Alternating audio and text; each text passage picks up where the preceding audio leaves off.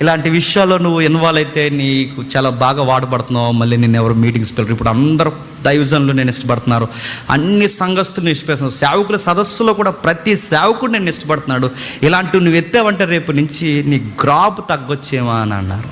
నేను అడుగుతున్నానండి, పులిపేట మీద నిలబడి బైబిల్ పట్టుకుని అడుగుతున్నాను నేను, నా ఫేమ్ తగ్గిపోద్దని కళ్ళ ముందు ఇంత అబద్ధం జరుగుతున్నప్పుడు మనం మాట్లాడకపోతే ఆ ఫేమ్ ఉన్నా ఒకటే, ఓడిపోయినా ఒకటే, గుర్తుపెట్టుకోండి.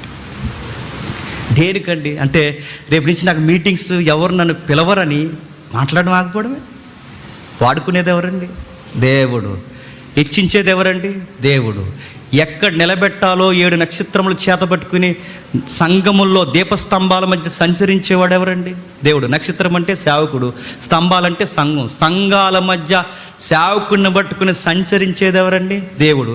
ఇప్పుడు దేవుడు ఒక సేవకుడిని అరిచేతిలో పెట్టుకుని సంచరిస్తుంటే ఈ సేవకుని